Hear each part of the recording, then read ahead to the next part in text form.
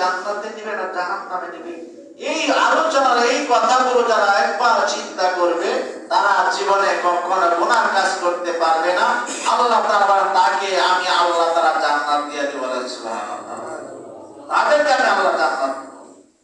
কারণ সব চিন্তা রাখতে কোথায় মানুষ মৃত্যুর চিন্তা করবে, মরণের চিন্তা করবেন।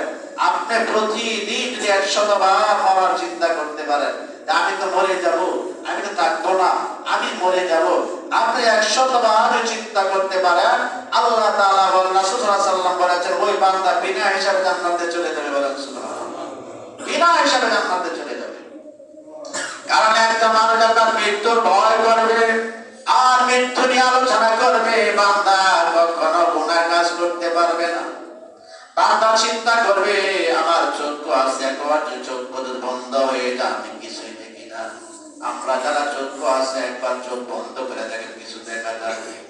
আপনার ডান হাতটা কেমন আপনি বুঝতে পারবেন না, আপনার বাম হাতটা কেমন আপনি বুঝতে পারবেন না, আপনার ডাইনে কি আছে আপনি বুঝবেন না, আপনার বামে কি আছে আপনি বুঝবেন না, সামনে কি আছে আপনি বুঝবেন না, পিছনে কি আছে আপনি বুঝবেন না। আল্লাহ তাআলা বলেন তোমার মৃত্যুটা চিন্তা করা যখন চোখ বন্ধ হয়ে যাবে, চোখ বন্ধ করে দেখো, চোখ বন্ধ করে দেখো, তুই যখন তোমার কেউ নাই, খবরটা এমন হবে তোমার মনে করো তোমার সাথে কেউ নাই। এরকম চিন্তা ভাবনা করে যখন ঘুমাইবেন, এমন চিন্তা ভাবনা করে যখন চলবেন, আপনার জিন্দেগিতে গুনাহ হবে না। পৃথিবীতে যদি আপনাকে কেউ না দেখে, দেখে কে দেখে? এবার আল্লাহ জানাবেন যদি আপনি এমন চিন্তা করলেন, চিন্তা করার পর আপনার জিন্দেগির ভিতরে আপনি চোখ বন্ধ করলেন, আপনাকে কেউ দেখে না, কিন্তু আপনাকে আল্লাহ দেখে। কি দেখে? আপনাকে দেখে আল্লাহ দেখে। রাসূলুল্লাহ একজন সাহাবী ছিলেন হযরত উম্মে মাকতুম, উনি অন্ধ মানুষ। ওরা চিন্তা করলেন আমাকে প্রতি ওয়াক্তে আমাকে মসজিদে নববীতে নিয়ে যাইও, আমি 5 ওয়াক্ত নামাজ রাসূলের পিছনে মুসল্লি হয়ে আদায় করব।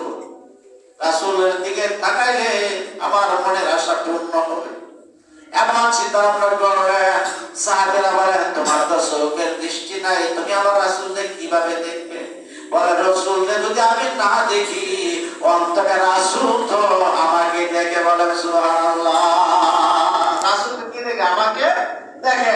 আমাকে যদি রাসূলে দেখে তখন আমার মনটা শান্তি হবে। বলে সুবহানাল্লাহ। তাই এমন একজন নবীর উম্মত হয়েছি আমরা। এমন একজন নবীর কি উম্মত? আমরা কি এই যেমন একটা নবীর উম্মত হয়েছি, আমরা কি জাহান্নামে যাওয়ার জন্য? কি জাহান্নামে যাওয়ার জন্য না। আল্লাহ রাসূল সাল্লাল্লাহু আলাইহি ওয়াসাল্লাম বলেন আমার কোন উম্মত জাহান্নামে যাক এটা আমি আল্লাহ, আমি রাসূল চাইও না, আমি দিবও না। আমি রাসূলের আশা হলো আমার প্রত্যেক উম্মত জান্নাতে থাকে। বলেন সুবহানাল্লাহ।